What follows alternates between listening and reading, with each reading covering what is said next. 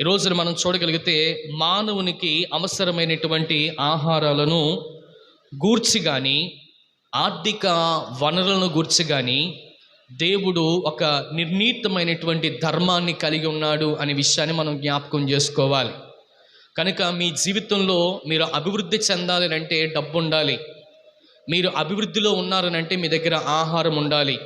అందుకని దేవుడు అన్నాడు, నేను ఒక ధర్మాన్ని కలిగి ఉన్నాను. దేవునికి ఉన్నటువంటి ధర్మం ఏంటంటే, ఈ లోకంలో ఉన్నటువంటి ప్రతి వారికి కూడా ఆయన నిర్ణయించినటువంటి కాలంలో, ఆయన ఆశీర్వదించినటువంటి కాలంలో మన దగ్గర ఏముంటున్నాయి అని అంటే, వాస్తవానికి ఏముంటాయంటే చెప్పండి ఏమండి, ఆహారమును ముఖ్యంగా ఆర్థిక వనరులు కూడా మనకి దేవుడు కలగచేశాడు. వాక్యాన్ని మీరు బాగా గమనించగలిగితే, ఆహారము ఉంటే, ఆర్థిక వనరులు ఉంటే వారు నిజంగా ఫలించేటువంటి వారుగా ఉన్నారనేటువంటి క్లారిటీ మనకు వచ్చింది. ఈ క్లారిటీని దేవుడు అనాది సంకల్పమే మనందరికీ కూడా ఇచ్చాడంట. అయితే మనలో చాలామంది ప్రియదేవుని బిడ్డలారా, మనము సరైనటువంటి అవగాహన లేక, మనలో చాలామంది విత్తుకోవడానికి సమయం లేక విత్తుకోలేనటువంటి వారంగా ఉంటున్నాం. వాస్తవానికి దేవుని యొక్క పరిశుద్ధ గ్రంథంలో యేసుక్రీస్తు ప్రభువారు ఒక ప్రత్యేకమైనటువంటి ఉపమానాన్ని చెప్పారు. ఆ ఉపమానం ఏంటనంటే, చాలా అద్భుతమైనటువంటి కథను చెప్పాడు ఆయన. ఆ కథలో ప్రాముఖ్యమైనటువంటి సందేశం ఏంటనంటే, విత్తుటకు విత్తువాడు బయలుదేరాడు. చెప్పండి, విత్తుటకు విత్తువాడు బయలుదేరాడు. విత్తువాడు ఎవరు అనంటే రైతు. ఇక్కడ విత్తువాడు ఎవరనంటే నువ్వు నేను మాత్రమే. ఆయన చేతిలో ఏముంది అనంటే విత్తనాలు ఉన్నాయి.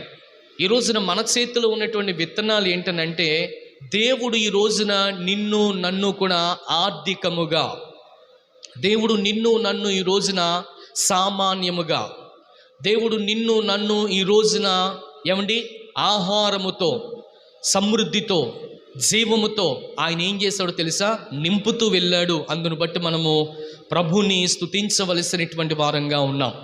దేవుని వాక్యాన్ని మనం బాగా గమనించగలిగితే, లోతైనటువంటి విషయాలను ఈ రోజున పరిశుద్ధాత్మ దేవుడు మనందరితో మాట్లాడడానికి ఇష్టపడుతున్నాడు.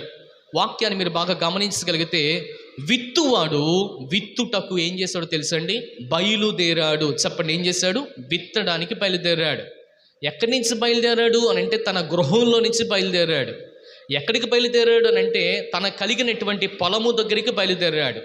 ఏమి చేయడానికి బయలుదేరాడు అని అంటే, తన దగ్గర ఉన్నటువంటి విత్తనములను, దాచుకున్నటువంటి విత్తనాలను, తెచ్చుకుంటున్నటువంటి విత్తనాలు ఏమాత్రం కూడా దాచిపెట్టుకోకుండా మరలా భూమిలోనికి దానిని అన్వయించడానికి, లేదా భూమిలోనికి కప్పెట్టడానికి, భూమిలోనికి దాచడానికి ఏం చేశాడో తెలుసా, విత్తుకున్నట్లు మనం చూడగలుగుతున్నాం.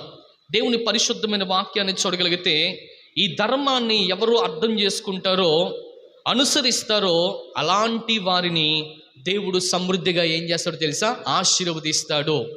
ఈ రోజున మనం దాచిపెట్టుకోవడం మాత్రమే కాదు ప్రియదేవుని బిడ్డలారా, దాచి ఉన్నటువంటి దానిని మనము విప్పి మనము మరలా ఏం చేయబడాలి, ఆ యొక్క నేలలో విత్తుకున్నప్పుడు తగినటువంటి పంటను మనము కోసుకుంటాం. వాస్తవానికి మీరు బాగా గమనించాలి, రైతులందరూ కూడా ఏం చేస్తారో తెలుసండి, పంటను సమకూర్చుకుంటారు.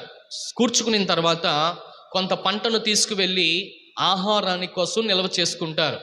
అదే సమయంలో ఇంకొంత పంటను తీసుకుని వెళ్ళి వచ్చేటువంటి ఏట, లేకపోతే అదే సంవత్సరంలో రెండవ పంట కూడా ఏం చేస్తారో తెలుసా, కొన్ని విత్తనాలను దాచుకుంటారు. అంటే రైతు విత్తుకున్నటువంటి వాడికి రెండు విధాలైనటువంటి ఉపయోగాలు కనిపిస్తున్నాయి. మొదటి ఉపయోగం ఏంటనంటే, తన ఆహారం కోసం తాను నిల్వ చేసుకుంటున్నటువంటి విత్తనాలు కనిపిస్తున్నాయి. రెండవదిగా, రాబోతున్నటువంటి ఆహారాలు కల్పించుకోవడానికి ఆయన కొట్లలో కొంత ధాన్యాన్ని ఏం చేస్తాడో తెలుసా, నిల్వ చేసుకుంటాడు.